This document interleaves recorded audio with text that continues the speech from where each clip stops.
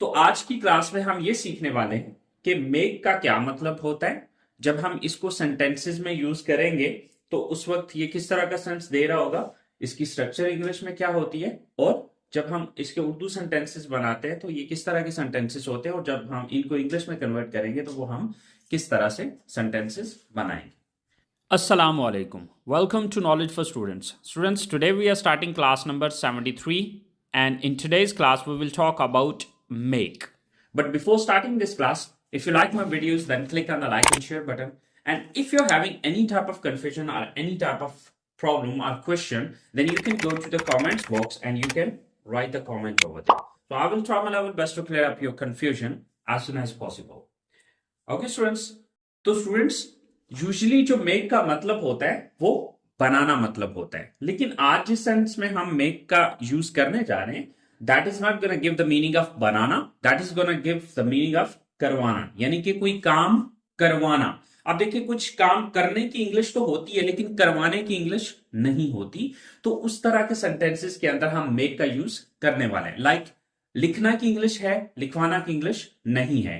पीना की इंग्लिश है, पिलाना की इंग्लिश नहीं है। धोना की इंग्लिश है, धुलवाना की इंग्लिश नहीं है। जुर्म करना की इंग्लिश है, जुर्म करवाना की इंग्लिश नहीं है। तो इस तरह के जितने भी सेंटेंसेस होते हैं कि जिनकी करवाना की इंग्लिश नहीं है, वहां पे हम मेक का यूज करते हैं, राइट। अब जैसे कि मेरे पास फर्स्ट सेंटेंस लिखा हुआ है कि वो मुझसे खत लिखवाता है। अब खत लिखता है, अब लिखना की इंग्लिश तो मौजूद है लेकिन खत लिखवाता है। अब इस सेंटेंस की इंग्लिश मौजूद नहीं है या लिखवाना की इंग्लिश मौजूद नहीं है, तो उसके लिए हम जो यूज करते हैं वो मेक का यूज करते हैं।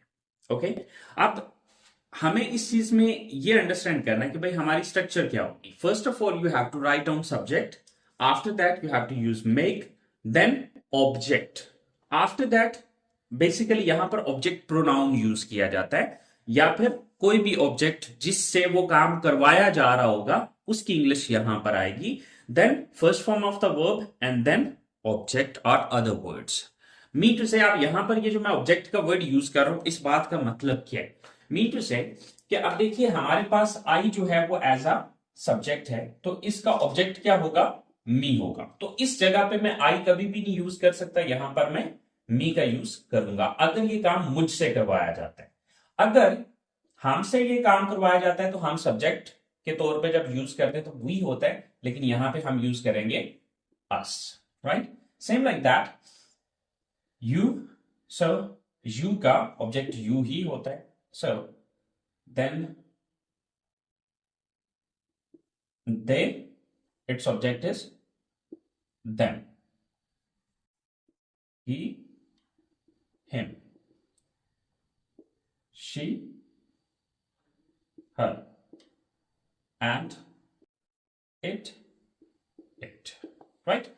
तो अब यहां पर ये याद रखना है कि सब्जेक्ट की जगह पर हमेशा सब्जेक्ट प्रोनाउंस आएंगे और ऑब्जेक्ट की जगह पे हमेशा ये वाले प्रोनाउंस यूज किए जाएंगे। आई मीन टू से कि अगर कोई काम मुझसे करवाया जाता है तो मी लगेगा, अगर हमसे ये कोई काम करवाया जाता है तो अस लगेगा, अगर आपसे ये काम करवाया जाता है तो यू लगेगा, अगर उनसे यानी कि उन ज्यादा से ये काम करवाया जाता है तो देम लगेगा, अगर उस एक लड़के से कोई काम करवाया जाता है तो हिम लगेगा, अगर उस एक लड़की से काम करवाया जाता है तो हर लगेगा, और अगर किसी जानवर या किसी बेजान चीज से कोई काम करवाया जाता है तो इट का लफ्ज इस्तेमाल होगा। मतलब ये कि देखें, जब मैं ये कहता हूं कि वो मुझसे हाथ लिखवाते हैं तो इसका मतलब ये काम कौन करता है, मैं करता हूं, ठीक है। तो यहां पर मी यूज करना पड़ेगा इस पॉइंट पर, राइट। अगर मैं कहता हूं कि वो हमसे हाथ लिखवाते हैं, अगर वो काम हमसे करवाते हैं तो फिर मैं अस का यूज करूंगा इस पॉइंट। अगर मैं कहता हूं कि वो खत आपसे लिखवाते हैं, यानी कि ये काम आप करते हो, तो उसकी जगह पे हम यू का इस्तेमाल करेंगे। इसी तरह अगर वो हम ये कहते हैं कि वो उनसे खत लिखवाते हैं, यानी कि जिनसे खत लिखवाते हैं वो लोग ज्यादा है, तो हम इस पॉइंट पर, इस जगह पर दन का यूज करेंगे। अगर हम ये कहते हैं कि वो उससे खत लिखवाते हैं या लिखवाता है, अब जिससे वो खत लिखवाता है वो एक लड़का है, तो अब उसके लिए हम हिम का यूज करेंगे। और अगर वो जो खत लिखवाता है वो एक लड़की से लिखवाता है तो देन हर का इस्तेमाल करेंगे।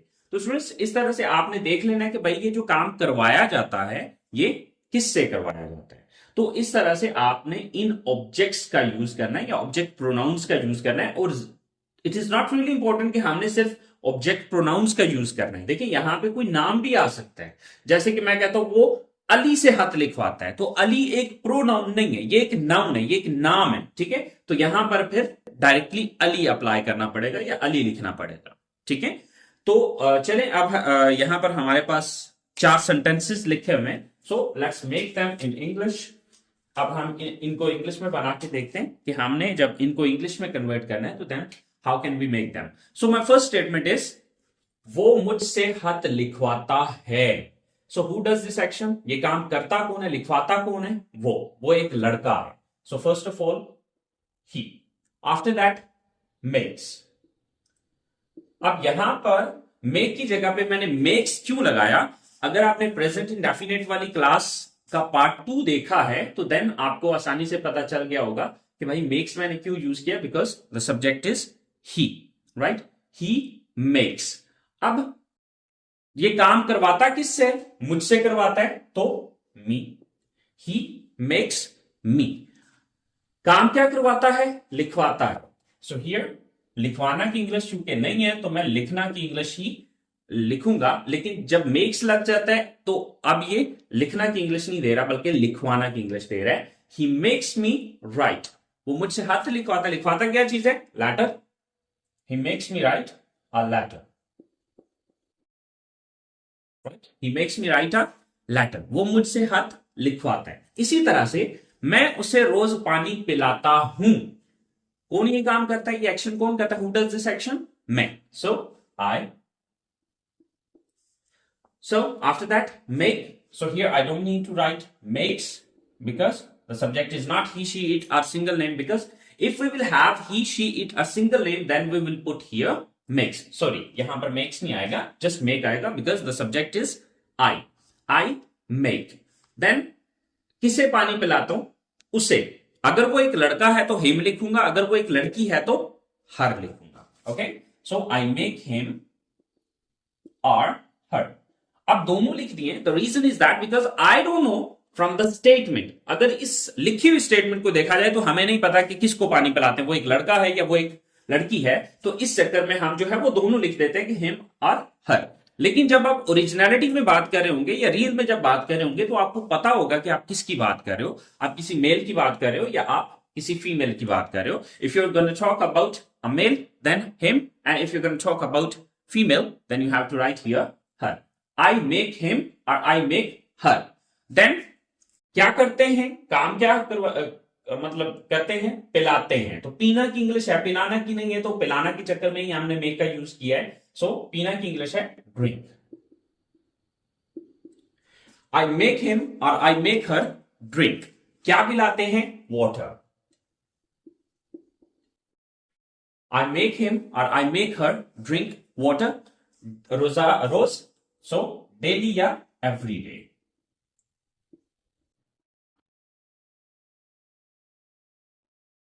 I make him drink water daily या every day, या I make her drink water every day या daily. The next statement is हम धोबी से कपड़े धुलवाते हैं। हम धोबी से कपड़े धुलवाते हैं। ये काम कौन करता है, कपड़े कौन दिलवाता है, हम दिलवाते हैं। So we. Then make. Then object, किससे दिलवाते हैं, धोबी से। We make washerman. धोबी की इंग्लिश क्या है, washerman. So we make washerman. क्या करवाते हैं, कपड़े दिलवाते हैं। तो धोना की इंग्लिश क्या है, wash. We make washerman wash. क्या दिलवाते हैं, कपड़े, clothes.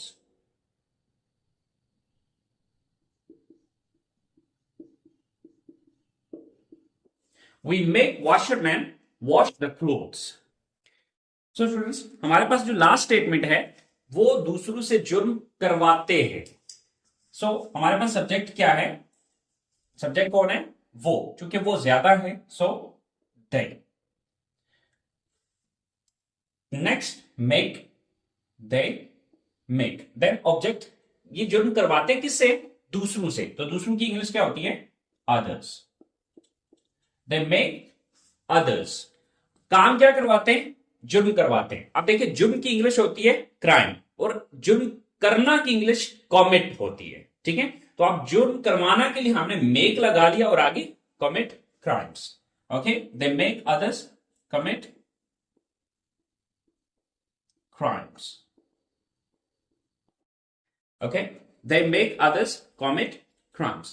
I hope students आपको पॉजिटिव स्टेटमेंट्स की समझ आ गई होगी। So now let's talk about it's negative sentences. तो चलिए अब हम बात कर लेते हैं इसके नेगेटिव सेंटेंसेस की, कि अगर यही काम या यही स्टेटमेंट्स अगर हम नेगेटिव सेंटेंसेस में लेके जाना चाहें, मीन टू से कि वो मुझसे हाथ लिखवाता है, तो अगर मुझे ये कहना हो कि वो मुझसे हाथ नहीं लिखवाता है, मैं उसे रोज पानी पिलाता हूं, अगर मुझे ये कहना हो कि मैं उसे रोज पानी नहीं पिलाता हूं, हम धोबी से कपड़े दिलवाते हैं, अगर मुझे ये कहना हो कि हम धोबी से कपड़े नहीं दिलवाते हैं, वो दूसरों से जुर्म करवाते हैं, अगर हम ये कहना चाहिए कि वो दूसरों से जुर्म नहीं करवाते हैं। So if we want to say these all negative statements, so then just simply you have to do one thing, and the thing is that you have to put do not और does not here after the subject. आपने simple सा काम करना है कि आपने subject के बाद डू नॉट या डज नॉट का यूज कर देना है यहां पे। Okay, so after subject we have to put here do not or does not. Mean to say we have to use one. If you have attended my present indefinite part 1 and part 2 classes, then you must understand that where we have to use do and where we have to use does. Okay, अगर हाँ सादा सी अल्फाज में अगर मैं बात करूं, तो चलिए दोबारा से मैं रिपीट कर देता हूं यहां पे। If your subject is I, we, you, they and plural noun, then you have to use do not. And if your subject is he, she and singular noun, then you have to use does not. एक और short सी tip बता देता हूं कि अगर यहां पर makes का इस्तेमाल हुआ है, ओके, अगर यहां पर मेक्स का यूज हुआ है, तो देन आपने क्या करना है कि डज नॉट का यूज कर लेना है, बिकॉज ये जो एस या ई एस है, इसी चक्कर में हम डू को डज में कन्वर्ट करते हैं, और ये चीज डिटेल से मैंने प्रेजेंट इंडेफिनिट की क्लास में बताई हुई है। और कहीं पे सिर्फ मेक का इस्तेमाल हो रहा है, तो वहां पे आपने डू नॉट का यूज कर लेना है। सो सादा सी बात है। लाइक आप देखिए हमारे पास पहला सेंटेंस है कि वो मुझसे हाथ लिखवाता है, तो अगर मुझे ये कहना हो, if I want to say that वो मुझसे हाथ नहीं लिखवाता है, तो अब मैंने क्या करना है, अब मैं यहां पर देख रहा हूं कि भाई सब्जेक्ट एक तो ही है, तो ही के साथ डज आता है। सो दूसरा ये कि दूसरी निशानी ये कि यहाँ पे एस या एस लगा हुआ है, तो इट मीन्स कि हम यहां पर डू के साथ एस लगा के डज बना लेंगे। He does not make. अब इसको मेक्स नहीं करना। अब उसकी वजह क्या है कि भाई यही एस या एस तो हमने डू के साथ लगा के इसको डज बनाया था, तो जब ऑलरेडी एस या एस यहां पर यूज हो चुका है, तो अब यहां पर यूज नहीं करना। तो अब स्टेटमेंट क्या हो जाएगी, वो मुझसे हाथ नहीं लिखवाता है, he doesn't make me write a letter. मैं उसे रोज पानी पिलाता हूं, तो अगर मुझे ये कहना हो कि मैं उसे रोज पानी नहीं पिलाता हूं, so I do not, because the subject is I, so with I we use do not. I do not make him or her drink water daily या every day. The next statement is हम धोबी से कपड़े नहीं दिलवाते हैं, so subject is we, so with we use do not. We do not make washerman wash the clothes. Then the last statement is they make others commit crimes. वो दूसरों से जुर्म करवाते हैं, लेकिन अगर हम कहते हैं कि वो दूसरों से जुर्म नहीं करवाते हैं, so the subject is they, so here we have to use they do not. They do not make others commit crime. तो चलें कुछ और सेंटेंसेस हम नेगेटिव सेंटेंसेस में कन्वर्ट करके देख लेते हैं। So friends, here are some negative sentences. So what is the structure of negative sentences? First of all, we have to use subject. After that, do not or does not. After that, make, then object, then first form of the verb, and then object.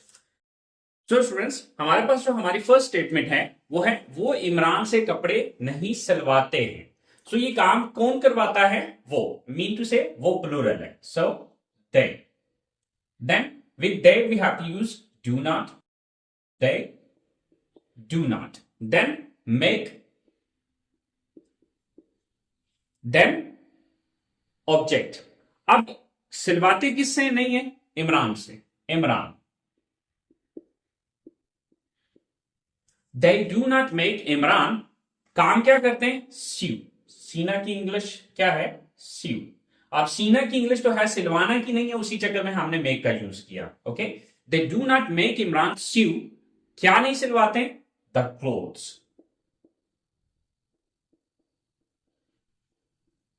They do not make Imran sew the clothes. The next statement is मैं अम्मी से खाना नहीं पकवाता हूं। Subject कौन है? मैं, I. With I we use do not. I do not. Then make अम्मी से मदर। अगर माई मदर कर देते तब भी ठीक है, बट अगर माई ना भी लगाएं तो दैट्स फाइन, बिकॉज आप में से बहुत सारे स्टूडेंट्स के माइंड में आएगा कि अपनी अम्मी तो है ही नहीं है यहाँ पे, तो ठीक है अगर आप माई नहीं लगाना चाहते सो दैट्स फाइन, बट अगर लगा देते हैं क्योंकि अपनी अम्मी की बात कर रहे हैं तो माई लगाएं तो तब भी ठीक है, ना लगाएं तो कोई इश्यू नहीं। ठीक है, I do not make my mother, then काम क्या करवाते हैं? कुक, खाना पकवाना। Okay, I do not make my mother cook, क्या नहीं पकवाते? खाना, the food. I do not make my mother cook the food. हम उनसे घर तमीर नहीं करवाते। सब्जेक्ट कौन है? We. So with we use do not, we do not. Then make, then किससे? उनसे, यानी कि घर किससे तमीर नहीं करवाते? उनसे। वो ज्यादा है, वो प्लूरल है, तो वो ज्यादा की इंग्लिश दे होती है, तो उसका ऑब्जेक्टिव क्या होता है? Them. We do not make them, देन काम क्या करवाते हैं? बिल्ड, तामीर करना। We do not make them build, because first form use करनी है, so build. We do not make them build घर, a house. We do not make them build a house. The last statement is वो हमसे खाना नहीं पकवाती है, वो हमसे खाना नहीं पकवाती है। So who is the subject? She. So with she we use does not, then make, then किससे खाना नहीं पकवाती है? हमसे, us. She does not make us, खाना पकाना की इंग्लिश क्या है? Cook. She does not make us cook, क्या नहीं पकवाती है? खाना, the food. She does not make us cook the food, वो हमसे खाना नहीं पकवाती है। So students, this is the simple and easy way to make negative sentences. So if you want to make its interrogative statements, so students, जैसे कि आप लोगों को पता है कि इंट्रोगेटिव सवालिया जुमलों को कहा जाता है, यानी कि अगर आपको किसी से सवाल करना हो, ठीक है, जस्ट सपोज कि मेरा सवाल यह है कि क्या वो इमरान से कपड़े सिलवाते हैं, राइट? तो अब ये एक इंट्रोगेटिव स्टेटमेंट है। क्या मैं अम्मी से खाना पकवाता हूं? So this is an interrogative statement. क्या हम उनसे घर तमीर करवाते हैं? So this is an interrogative statement. क्या वो हमसे खाना पकवाते हैं? So this is an interrogative statement. तो स्टूडेंट्स, अगर आपने मेरी पिछली क्लासेस अटेंड की हुई हैं तो आपको पता होगा कि if you know about negative sentences, that how to make negative sentences and after which word you are using not, then it is not difficult to make interrogative statements, because just you have to take that word that is being used before not, you have to take that word before the subject, so it will convert into simple interrogative sentences. मतलब ये कि अगर आपको ये पता है कि negative sentences में आपने किस लफ्ज के बाद नॉट लगाया था, तो उसी लफ्ज को उठाओ और सब्जेक्ट से पहले ले जाओ, तो वो आपका सिंपल इंट्रोगेटिव सेंटेंस बन जाएगा। अब सिंपल इंट्रोगेटिव सेंटेंसेस किसको कहते हैं? सिंपल इंट्रोगेटिव सेंटेंसेस उन सेंटेंसेस को कहते हैं जिसका आंसर यस या नो में होता है। मिसाल के तौर पे, जैसे कि मैं कहता हूं, क्या वो इमरान से कपड़े सिलवाते हैं? तो इसका जवाब होगा हां वो इमरान से कपड़े सिलवाते हैं, या फिर इसका जवाब होगा नहीं वो इमरान से कपड़े नहीं सिलवाते हैं। तो इस तरह के क्वेश्चंस जिनका आंसर यस या नो में होता है उसको हम सिंपल इंट्रोगेटिव सेंटेंसेस कहते हैं। तो यहां पर आप देख सकते हैं कि यहां पर हमने जो नहीं का लफ्ज इस्तेमाल किया है वो डू और डज के बाद किया है। So it means if I want to make its interrogative sentences, so then this do will move here and this does will move here. अब क्या करना है कि यहां से डू या डज को उठा के, because it depend on the subject, ये चीज डिपेंड करेगी हमारे सब्जेक्ट के ऊपर कि हमारा सब्जेक्ट कौन है, देन उसके अकॉर्डिंगली हम डिसाइड करेंगे कि यहाँ पे डू को सब्जेक्ट से पहले लाएं या डज को सब्जेक्ट से पहले लाएं। तो चलें हम सेंटेंसेस को बना के जरा देखते हैं। So students, this is the structure of interrogative statements. So in interrogative statements, first of all, we have to use do or does, then subject, then make, then object, then first form of the verb, and then object or other words, and at the end there is a question mark. So our first statement is, क्या वो आपसे homework लिखवाती है? So ये काम कौन करवाता है? She. तो with she we have to use does. Does, subject she, then make. First of all हमने डस लगाया, देन सब्जेक्ट शी लगाया, then make. Does she make, किससे करवाती है? आपसे। Make you. Does she make you, अब क्या काम करवाती है? लिखवाती है। तो लिखना की इंग्लिश क्या है? Right. Does she make you right, क्या लिखवाती है? Homework.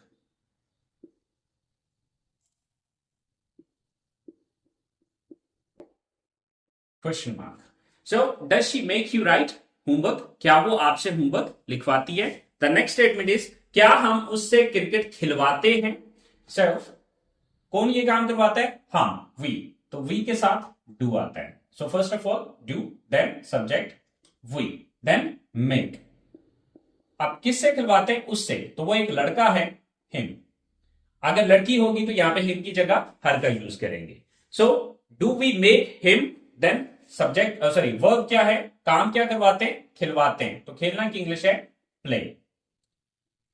So do we make him play, क्या खिलवाते हैं? Cricket. Do we make him play cricket? And the last statement is, क्या वो आपसे कपड़े इस्त्री करवाते हैं? सो फर्स्ट ऑफ ऑल ये काम कौन करवाते हैं? वो, यानी कि वो एक ज्यादा है। वो ज्यादा के लिए आप चूंकि दे है तो दे के साथ हम डू नॉट लगाते, डज नहीं लगाते। So first of all do, then subject they, then make. ये काम किससे करवाते हैं? आपसे, you. Do they make you, काम क्या करवाते हैं? प्रेस। आप यहां पर प्रेस लगा लो या आयरन लगा लो, ओके। प्रेस क्या करवाते हैं? Clothes. Do they make you press clothes? क्या वो आपसे कपड़े इस्त्री करवाते हैं? सो आई होप सो स्टूडेंट्स, आपको मेक से पॉजिटिव सेंटेंसेस, नेगेटिव सेंटेंसेस और इंटरोगेटिव सेंटेंसेस की समझ आ गई होगी कि किस तरह से मेक से सेंटेंसेस बनाए जाते हैं। सो आई होप सो स्टूडेंट्स, आपको इस क्लास में सीखने के लिए मिला होगा। तो नेक्स्ट क्लास तक के लिए मुझे इजाजत दीजिए। दुआ में याद रखिएगा। अल्लाह निगहबान।